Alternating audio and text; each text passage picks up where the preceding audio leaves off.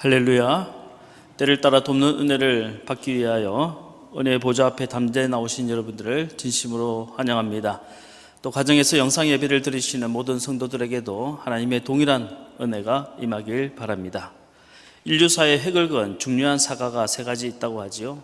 첫 번째는 아담과 하와의 사과입니다. 성경에 선악과라고 나와 있는 이 사과는 인간의 원죄를 상징합니다. 인간이 본질적으로 불안한 존재임을 드러내주는 사과이죠. 두 번째 중요한 사과는 뉴턴의 사과입니다. 뉴턴은 사과나무에서 사과가 떨어지는 것을 보고 만주인력의 법칙을 발견했습니다. 뉴턴의 사과는 세상을 이해하는 인간의 합리성을 상징합니다.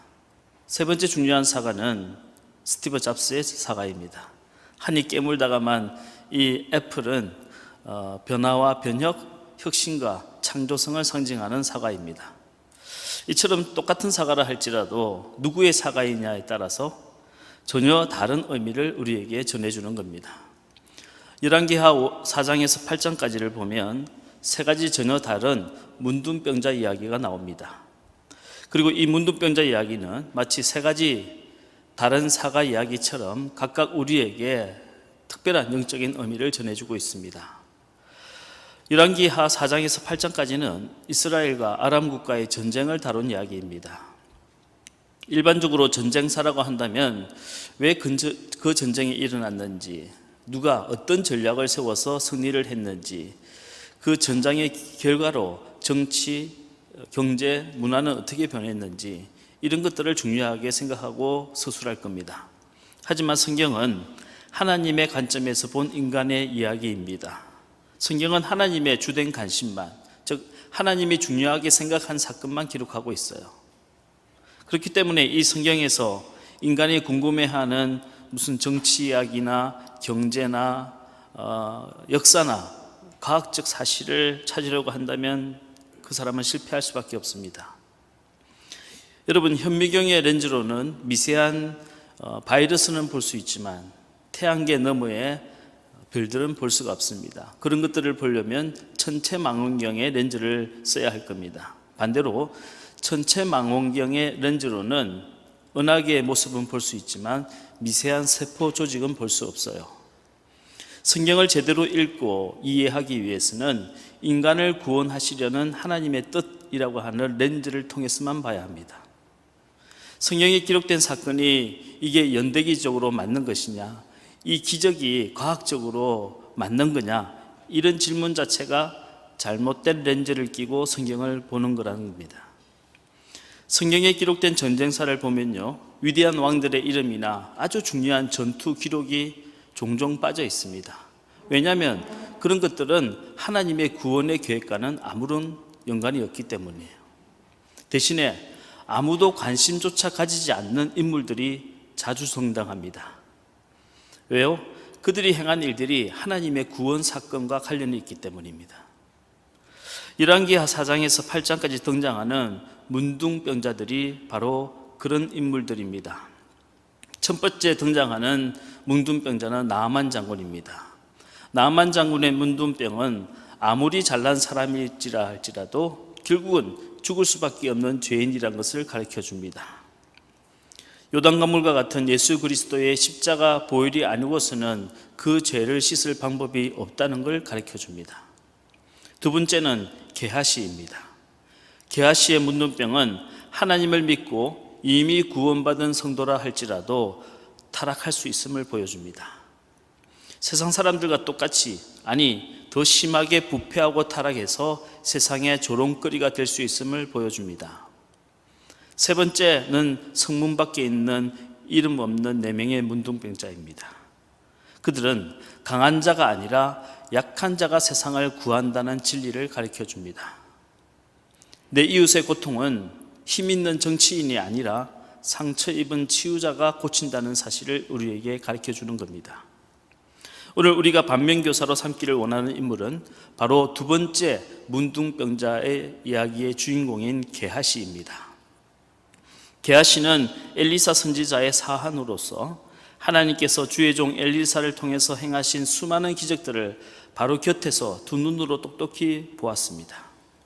열왕기하 4장을 보면요, 엘리사가 행한 5가지 기적 사건이 기록되어져 있습니다. 첫째는 한 가난한 과부가 빚을 져서 2 아들을 빼앗길 수밖에 없었을 때 엘리사가 기름 그릇들에 기름이 차고 넘치도록 그렇게 기적을 베풀어 주었습니다. 2번째는요, 수넴 여인이 자식이 없었을 때 엘리사가 기도해서 아들을 낳게 했어요. 3번째는 그 아들이 죽게 되었을 때 엘리사가 수넴 여인의 아들을 살려냈습니다. 4번째, 독이 퍼진 국물에 독을 다 해독했습니다. 그리고 마지막으로 20개 보리떡으로 100명이 넘는 제자들을 다 먹이고도 남게 했습니다. 여러분, 게하시가 이처럼 엘리사 선지자를 오랫동안 쫓아다니면서 하나님께서 주의 종을 통해서 택하신 백성들을 눈동자같이 보호하시고 먹이시고 입히시고 고치시고 살리시는 것을 보아왔다면 적어도 게하시가 엘리사 정도는 아니라 할지라도 다른 100명의 제자들보다는 훨씬 더 큰 믿음을 가지고 있어야 할 겁니다. 그런데 게하시는 탐욕 때문에 저주를 받아 문둥병에 걸리고 말았습니다. 그렇기 때문에 게하시의 문둥병 이야기는 먼저 믿는 사람들에게, 특별히 교회를 오래 다닌 사람들에게 더 중요한 메시지를 주고 있는 거예요. 첫 번째는 탐욕 때문에 문둥병에 걸린 게하시입니다. 게하시는 왜 문둥병자가 되었을까요? 아람국의 나아만 장군이 엘리사를 찾아와 문둥병을 고친 이후에 너무나도 감사해서 자신이 가지고 온 그 많은 재물로 담례를 하려고 했습니다. 하지만 엘리사는 단칼에 거절했어요. 왜 엘리사는 나아만 장군의 그 성의를 거절한 것일까요? 아람국 사람들이 믿는 신은 림몬이라고 하는 신입니다.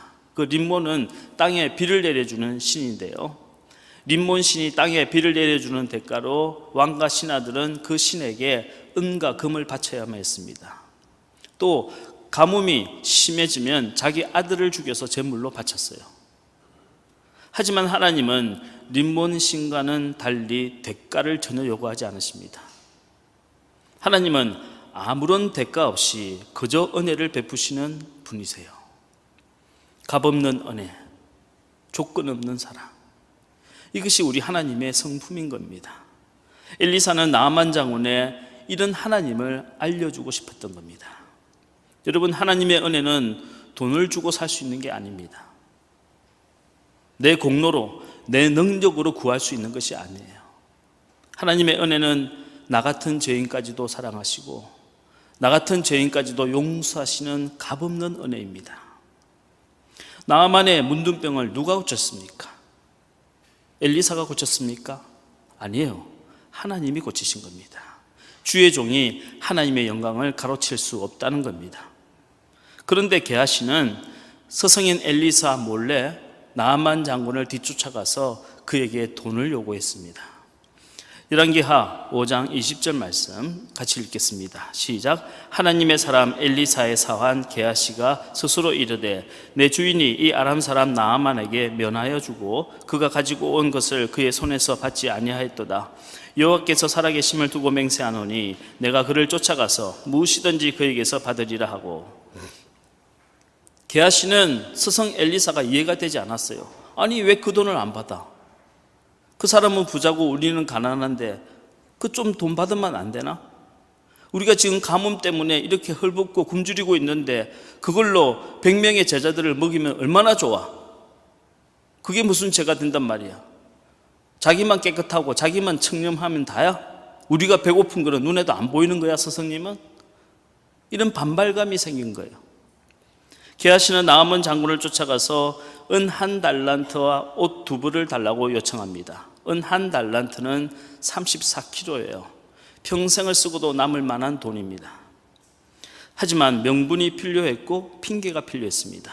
게하시는 가난한 2 제자를 돕는다는 핑계를 대었습니다. 이어서 21장 2절에서 22절을 읽겠습니다. 시작. 나아만의 뒤를 쫓아가니 나아만이 자기 뒤에 달려옴을 보고 수리에서 내려 맞이하여 이르되 평안하냐 하니 그가 이르되 평안하나이다. 우리 주인께서 나를 보내시며 말씀하시기를 지금 선지자의 제자 중에 두 청년이 에브라임 산지에서부터 내게로 왔으니 청하건대 당신은 그들에게 은 한 달란트와 옷 두 벌을 주라 하시더이다. 게하시는 에브라임에서 온 가난한 생도를 돕는다고 핑계를 댔습니다. 하지만 이건 핑계일 뿐 사실은 물질에 대한 탐욕 때문이었어요.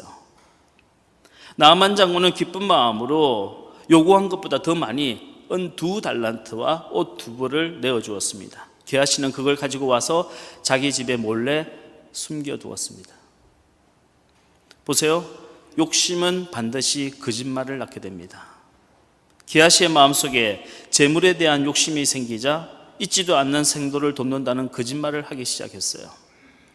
그리고 거짓말은 결국 도둑질하게 만듭니다. 게하시가 은 2달란트와 옷 2벌을 받아챙긴 것은 도둑질이에요.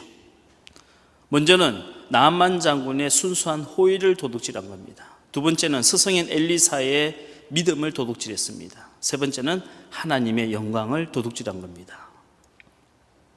돈에 대한 욕심이 생기면 나도 모르게 거짓말을 하게 되고 그 거짓말은 결국 도둑질로 이어지게 되는 겁니다.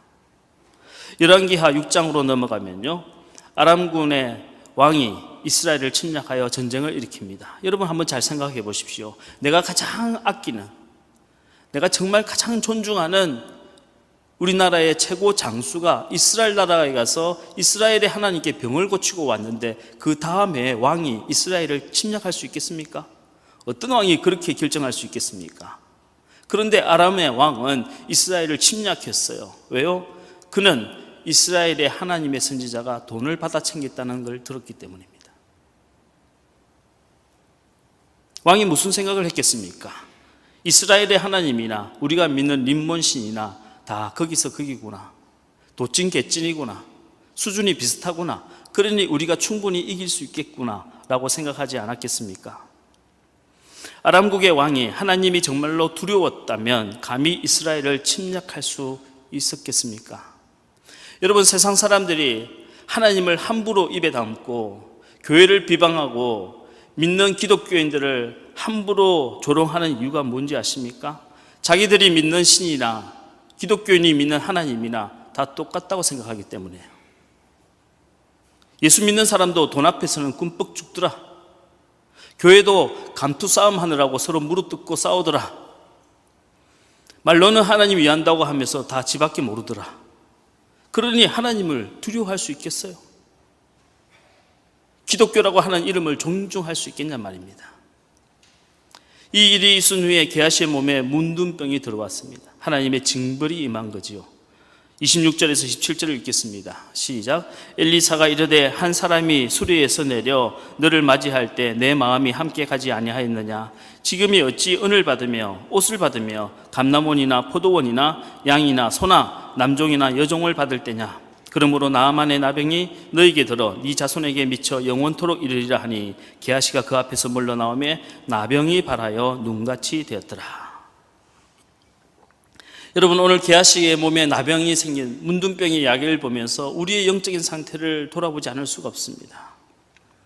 우리의 믿음이 혹시 게하시처럼 돈에 대한 탐욕 때문에 영적인 문둥병에 걸리진 않았는지, 우리도 하나님을 사랑한다고 하면서 사실은 돈을 더 사랑하고 있는 건 아닌지, 우리도 입으로는 희생을 말하면서 다 자기 이익만 구하고 있는 건 아닌지 우리 자신을 돌아봐야 하는 겁니다. 여러분, 기독교인들이 아무로 입으로는 바른 소리를 하고 입으로 믿음이 좋은 것처럼 말해도 동욕심이 드러나는 순간 판정패 나는 겁니다. 그건 싸워볼 이유도 없어요. 영적 싸움에서 바로 KO 당하는 겁니다. 믿음과 복음은 능력을 잃게 되는 겁니다. 사랑하는 성도 여러분, 세상에 능히 감당할 수 없는 자, 돈으로 살 수 없는 행복을 가지고 사는 자, 밭에 감추어진 보화와 같이 구원의 기쁨을 누리는 자, 세상에 절대로 빼앗아갈 수 없는 평안을 누리고 사는 자, 이런 믿음이 저와 여러분에게 있기를 주의 이름으로 축원드립니다. 두 번째, 두려움 때문에 눈이 먼 게하시입니다. 열왕기하 6장을 보면 아람군의 군대가 갑자기 도단성을 포위하고 에워쌌습니다. 아람군이 전쟁 도중에 갑자기 도단성이라고 하는 작은 성을 에워싼 것은요, 한 가지 이유입니다. 엘리사 한 명을 사로잡기 위해서였어요. 아람국이 몇 번이나 이스라엘을 침략했지만 번번이 전쟁에서 실패한 이유는 엘리사가 기도하다가 아람국의 계획과 그들이 숨어있는 은신처를 다 알아냈기 때문이에요. 마치 조조의 100만 대군이 제갈공명 한 명을 당해내지 못하는 것과 같은 겁니다. 아람국의 말과 병거와 군사가 밤에 몰려와 이 엘리사가 기거하고 있는 도단성을 에워싸자 새벽에 이것을 본 게하시가 깜짝 놀라서 엘리사에게 달려가서 이렇게 말을 합니다. 열왕기하 6장 14절에서 15절을 읽겠습니다. 시작. 왕이 이에 말과 병거와 많은 군사를 보내매 그들이 밤에 가서 그 성읍을 에워쌀더라. 하나님의 사람의 사환이 일찍이 일어나서 나가보니 군사와 말과 병거가 성읍을 에워쌌는지라. 그의 사환이 엘리사에게 말하되 내 주여 우리가 어찌하리이까 하니. 엘리사 선지자님, 이거 어떻게 하면 좋습니까? 보십시오. 아람군의 병거와 말들이 가득 에워싸고 있습니다. 이제 우리는 죽었습니다. 우리는 이제 망했습니다. 어떻게 하면 좋겠습니까? 이때 엘리사가 게하시를 책망하면서 이렇게 말을 했어요. 이어서 16절에서 17절을 읽겠습니다. 시작. 대답하되 두려워하지 말라. 우리와 함께한 자가 그들과 함께한 자보다 많으니라 하고 기도하여 이르되 여호와여 원하건대 그의 눈을 열어서 보게 하옵소서 하니 여호와께서 그 청년의 눈을 여시매 그가 보니 불말과 불병거가 산에 가득하여 엘리사를 둘렀더라. 두려워하지 말라. 우리와 함께한 자가 저들과 함께한 자보다 훨씬 크고 많다. 네 눈에는 아람국의 군대와 말과 병거만 보이고 하나님의 불말과 불병거는 보이지 않느냐? 그리고 하나님께 이렇게 간절히 기도했습니다. 여호와여 원하건대 저 게하시의 눈을 열어 보게 하옵소서. 여러분 한번 따라 하시길 바랍니다. 여호와여 원하건대 나의 눈을 열어 보게 하옵소서. 여호와여 원하건대 나의 눈을 열어 보게 하옵소서. 이 시간 하나님께서 우리의 닫혀졌던 눈을 활짝 열어주시길 바랍니다. 여러분 기도하지 않으면요 아람 군대와 같은 두려움만 보이는 겁니다. 하지만 기도하면 영적인 눈이 열리면 그것보다 훨씬 더 큰 하나님의 구원의 능력이 보이기 시작하는 거예요. 우리가 기도하지 않으면 우리를 집어삼킬 것 같은 그런 거친 강풍만 보이고 파도만 보이지만 우리가 기도하고 나면 그 파도 위를 걸어오시는 주님이 보이는 줄로 믿으시길 바랍니다. 여러분 우리가 왜 기도해야 합니까? 어려운 일, 슬픈 일, 힘든 일 안 당하기 위해서입니까? 아니에요. 어려운 일, 힘든 일, 슬픈 일 당한다 할지라도 두려워하지 않기 위해서예요. 성경에 제일 많이 나오는 구절이 뭔지 아십니까? 두려워하지 말라는 말씀이에요. 신구약 성경을 통틀어서 무려 366번이나 나옵니다. 하나님께서는 우리 인간이 아주 작은 일에도 얼마나 두려워하는지를 너무나 잘 아시기 때문에 1년 365일 뿐만 아니라 6년까지 합해서 1년 366일을 두려워하지 말라고 무려 366번이나 두려워하지 말라 하고 성경에 기록하고 있는 거예요. 엘리사가 하나님께 간절히 기도하고 나니까 게하시의 눈이 열렸어요. 보니까 아람국의 군대와 말병거랑 비교할 수 없는 수많은 하나님의 불말과 불병거가 엘리사를 에워싸고 있는 걸 보게 되었습니다. 여러분도 아마 소설 대지를 쓴 미국의 대표적인 여류 작가인 펄벅을 잘 아실 겁니다. 이 펄벅의 부모님은 선교사님이었는데요, 중국의 청강포라고 하는 곳에서 복음을 전하신 분이에요. 이 펄벅 여사도 이 중국의 청강포에서 태어나서 자라났습니다. 그런데 한 번은 그의 아버지인 사이든 스트리크 목사님이 다른 지역에 복음을 전하려 이제 동료들과 함께 떠나게 되었는데 마침 그때 청강포에 큰 가뭄이 들었어요. 중국인들이 예수 귀신을 전하는 저 서양 사람들 때문에 우리의 조상신이 노했다라고 말하면서 펄벅의 가족들을 살해할 그런 공모를 하게 되었습니다. 그런데 이 사실을 미리 알게 된 중국인 가정부가 이 사실을 펄벅의 어머니인 캐롤라인 여사에게 알려줬어요. 그 이야기를 들은 캐롤라인 여사가 집에 다락방에 올라가서 하나님께 간절히 기도했습니다.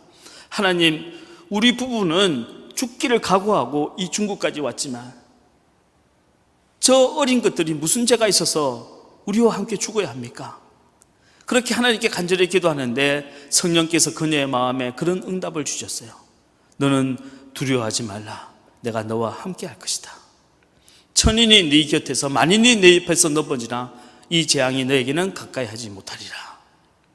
그 음성을 듣고 마음이 담대해진 캐롤라인 여사는 밤에 자고 있던 아이들을 깨워서 거실에 모아놓고 찬양을 부르면서 예배를 드리기 시작했어요. 그런데 그날 밤 칼과 낫을 들고 펄벅에 집에 찾아왔던 중국인들은 정말 깜짝 놀랄 장면을 보고 다 도망가 버리고 말았습니다.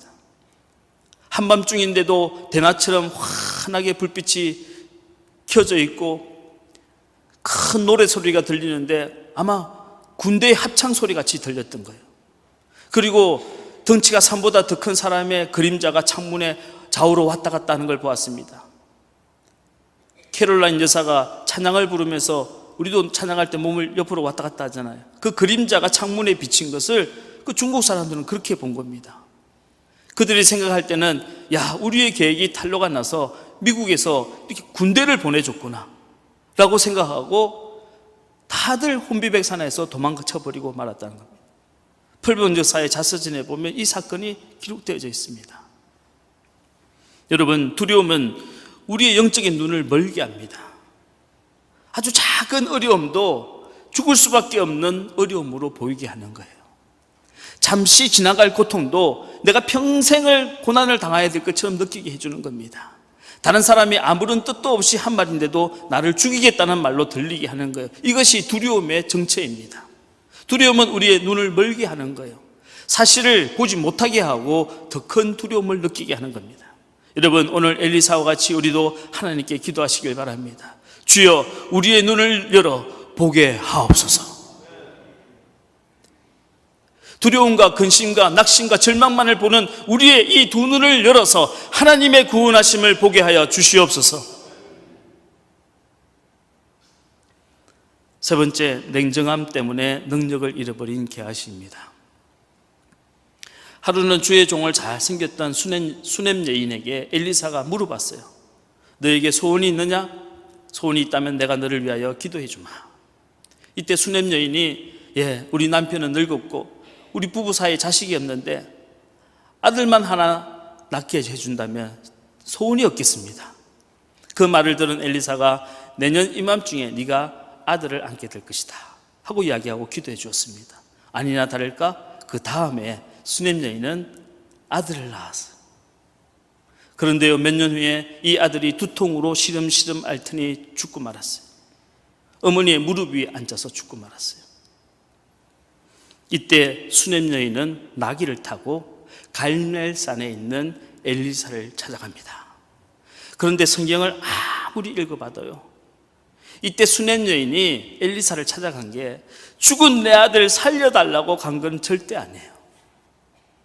성경을 앞뒤를 아무리 읽어봐도 수넴 여인이 아들 살려달게 해달라고 엘리사를 찾아간 건 아닙니다. 이건 자식을 잃어버린 어미의 그냥 마음이에요. 수넴 여인은 나귀를 모는 종에게 멈추지 말고 단숨에 엘리사에게로 가자 하고 갈멜산에 있는 엘리사를 찾아가요. 그리고 엘리사 앞에 가서는요, 털썩 주저앉았어요. 그리고 엘리사의 다리를 부여안고 하염없이 울기 시작하는 겁니다. 차마 아들이 죽었다는 말도 하지 못하고 그냥 여인은 엉엉 소리를 내면서 울기 시작했어요. 그런데 성경을 보면요, 그때 게하시가 이 수넴 여인을 떼놓으려고 했습니다. 아니, 무슨 일인지 영문도 말하지 않고 다짜고짜 선지자의 허벅지를 껴안고 울면 어떡하느냐, 지나가는 사람이 보고 혹시 오해라도 하면 어떡하느냐. 그리고 이 수넴 여인을 강제로 떼내려고 했어요. 이때 엘리사가 게하시를 책망하면서 이렇게 말합니다. 오늘 본 열왕기하 4장 27절 말씀 한번 읽어보도록 하겠습니다. 시작. 산에 이르러 하나님의 사람에게 나아가서 그 발을 아는지라. 게하시가 가까이 와서 그를 물리치고자 하매 하나님의 사람이 이르되 가만두라. 그의 영혼이 괴로워하지만은 여호와께서 내게 숨기시고 이르지 아니하셨도다 하니라. 저 여인이 왜 저토록 고통스러워하는지 하나님이 나에게 알려주지 않아서 나는 잘 모르겠지만 얼마나 아프고 고통스러웠으면 저렇게까지 울고 있겠느냐. 저가 나를 붙들고 울도록 그냥 가만히 내버려 좀 두어라. 엘리사는 여인이 우는 것을 보고 가슴이 메어지는 것 같고 연민의 감정을 느꼈습니다. 하지만 게하시는 그녀의 행동이 옳은지 그른지, 그것이 우리에게 유익이 될지 피해를 줄지를 생각했어요. 엘리사는 함께 아파했고 게하시는 판단했습니다.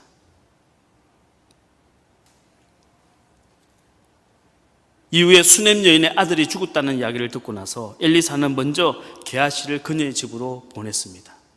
엘리사는 자기의 지팡이를 게하시에게 주면서 너 그 지팡이 들고 가서 죽은 아이의 머리밭에 얹어두고 그리고 하나님께 기도해봐라. 혹시 하나님께서 우리의 기도를 들으시고 그 아이를 살려주실지 모른다 하고 젊은 게하시를 먼저 보내고요, 늙은 엘리사는 그 여인을 데리고 뒤따라서 여인의 집으로 따라갑니다. 수넴 여인의 집에 먼저 도착했던 게하시는 주인이 시킨 대로 엘리사의 지팡이를 죽은 아이의 머리맡에 두고 기도했습니다. 자, 아이가 살아났을까요? 열왕기하 4장 31절을 읽겠습니다. 시작. 게하시가 그들보다 앞서가서 지팡이를 그 아이의 얼굴에 놓았으나 소리도 없고 듣지도 아니하는지라. 돌아와서 엘리사를 맞아 그에게 말하여 아이가 깨지 아니하였나이다 하니라. 죽은 아이는 깨어나지 않았어요.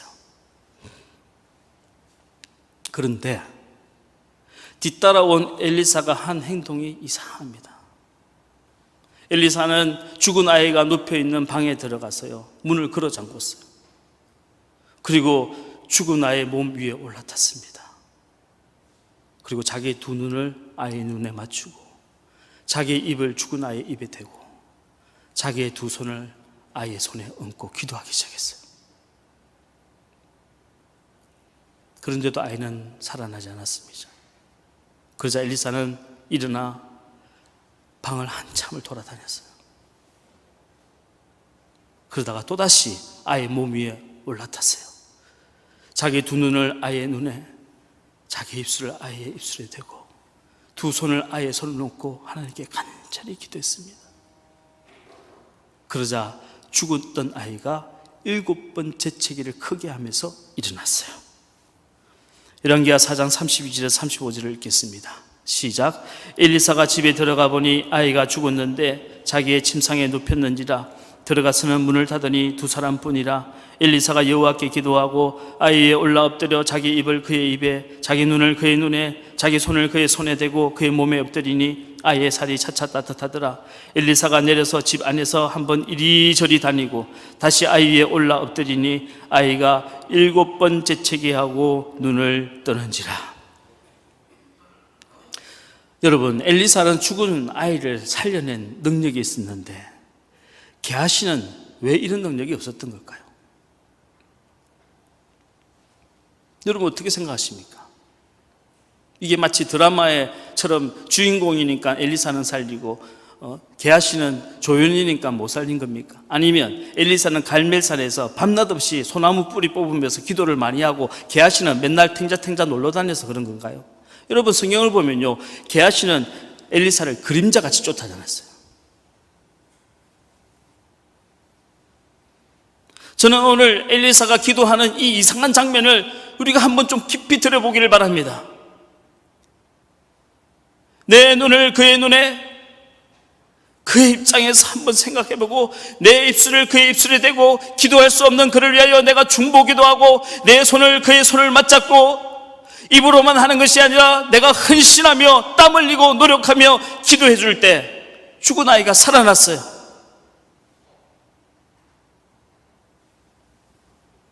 제가 이 말씀을 지난 한 주 동안 묵상하다가 마음이 너무 답답하고 슬퍼서요, 하나님 앞에 그런 기도를 드렸습니다. 하나님, 저에게 그때 그 마음을 회복시켜 주시든지 아니면 지금 그냥 그만두게 해주세요. 제가 오죽 답답하면 하나님 앞에 그런 기도를 드렸겠습니까? 지금으로부터 20년 전에 제가 부목사로 섬겼던 교회에서 황당한 사고가 일어났어요. 40대 후반의 젊은 여자 집사님이었는데 병원에 목에 임파선에 혹을 제거하러 갔다가 동맥이 끊어져서 죽었어요. 이제 의과대학을 막 졸업한 신참내기 의사였는데 목에 혹을 떼낸다고 하다가요 동맥을 끊어버렸어요. 자신이 응급처치한답시고 1시간 동안 붙들고 있는데 여러분 호수를 꽉 쥐고 있으면 물이 튀어나가는 것처럼 온 방 안에 피가 다 터져나갔어요. 그리고 나서 포기하고 앰뷸런스를 불러서 큰 병원으로 옮겼는데 앰뷸런스 도중에 몸에 피가 다 빠져나가서 죽었어요. 마침 그날이 군대를 간 아들이 첫 휴가를 나오는 날이었습니다. 그리고 위에 딸은 그의 가을에 임용고시 시험을 앞두고 있었어요. 제가 그분의 장례식을 치렀습니다. 장례를 치르는 3일 내내 정말 죽을 만큼 힘들었어요. 밤에 병원의 장례식장에서 예배를 드리는데 술에 취한 남편이 들어와서는요 제 멱살을 잡고 하나님이 어디 있냐고 예수가 어디 있냐고 제 뺨을 때렸어요. 저는 예배 드리다가 뺨 맞아 본 건 처음입니다. 그런데도 그 집의 딸이 유일하게 저의 편이 되어 주었어요. 죽은 엄마와 같은 교회를 다녔던 그 딸이 저에게 목사님 아빠랑 동생이랑 하나님 안 믿어서 그래요. 목사님 이해해 주세요 하면서 저를 용기를 북돋워줘서 3일 동안 장례를 치를 수가 있었어요. 그런데 마지막 3일째 되는 날 무덤을 파고 화관 예배를 드리는데 이제 관을 넣고 화관 예배를 다 끝나고 축도까지 하고 포크레인이 와서 흙을 파서 무덤에 붓는데 그 딸이 무덤에 뛰어 들어가 버렸어요. 관을 붙들고 엄마 같이 가, 엄마 나도 갈 거야 하면서 막 우는데 주변의 사람들이 어찌할 줄 몰라서 다 당황하고 있는 겁니다. 포크레인 기사가요 그걸 보지 못하고 흙을 부어버렸어요. 검은색 삼복을 입은 애 위로 흙이 그냥 막 쏟아진 거예요. 근데 그때 저도 모르게 뛰어 들어가 버렸어요. 그에게 저도 모르게 그런 말을 했어요. 너 여기서 안 나가면 나도 절대로 안 나간다. 너 여기서 죽으면 나도 여기서 죽을 거다. 그리고 저도 모르게 그 간을 붙들고 제가 막 울었어요. 그렇게 한참 울고 있는데 그 딸이 제 손을 붙들더니 막 당기면서 목사님 나가요, 우리 여기서 나가요. 처음에는 제가 그 딸을 건져 올리려고 들어갔는데 나중에는 그 딸이 저를 막 건져 올린 겁니다.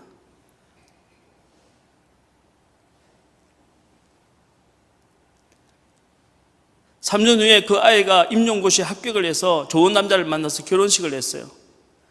그때 제가 섬겼던 교회는요 룰이 굉장히 강했는데 이제 지나간 교구, 자기 교구가 아닌 교인들의 결혼식을 만약에 주례를 서면요 그게 발각되면 그냥 쫓겨나는 교회예요. 근데도 그 딸이 너무나도 통사정을 해서 제가 쫓겨날 각오하고 그 딸의 주례를 제가 서줬습니다. 우리 교구도 아닌데. 결혼식 주례를 끝나고 나오면서 제가 그 아이한테, 신부한테 그런 말을 했어요. 야, 3년 전에 네 아니었으면 내가 죽을 뻔했는데 너 때문에 내가 살아서 고맙다. 살아보니 어떻느냐. 죽을 만큼 힘들어도 또 좋은 날도 오지 않느냐. 네가 살아줘서 난 너무 고맙다. 지난주에 엘리사와 게하시의 이야기를 여러 번 반복해서 읽으면서 묵상하다가 갑자기 그때 그 일이 생각나는 거예요. 가슴이 울컥한 겁니다. 목사라고 주의종이라고 교인들 앞에서 괜히 목에 힘이나 주고 뭐 자기만 다 하는 것처럼 설교 잘하면 뭐 하냔 말이에요. 주의 종으로 살면서 남들처럼 잘 먹고 잘 쓰고 잘 살지는 못해도 부끄럽지는 말아야지.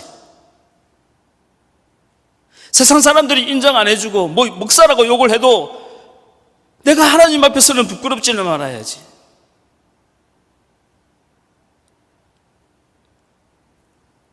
세상에서 욕 들어먹고요, 언론에서 욕 좀 들어먹고 믿지 않는 사람들이 욕하고 하는 거는요 1000번 만번 들어도 그런 거는 부끄럽거나 두렵지 않아요. 하지만 주님 앞에 섰을 때 부끄러워서 아담처럼 동산 나무 뒤에 숨을까 봐 그게 가장 두려운 겁니다. 여러분, 능력이란 것이 무슨 계룡산에 올라가서 소나무 뿌리를 몇 개씩 뽑으면서 기도해서 예언받고 신유받고 능력받고 천사의 방언을 하고 이런 게 능력인 줄 아십니까?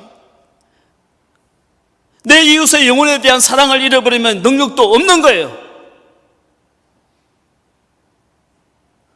아무리 예언을 하고 방언을 하고 입신을 하고 신유를 하고 별별 기적을 당해도 그건 능력 아니에요.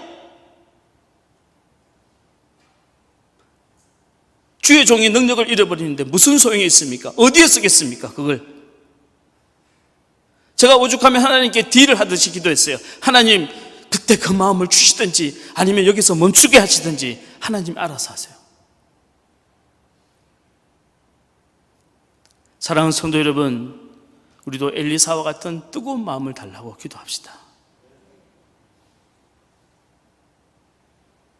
우리에게 사람들을 현혹하게 할 만큼 아무리 큰 능력이 있다 할지라도 그 뜨거운 가슴 잃어버리면 아무 능력이 아니니라. 기도하겠습니다.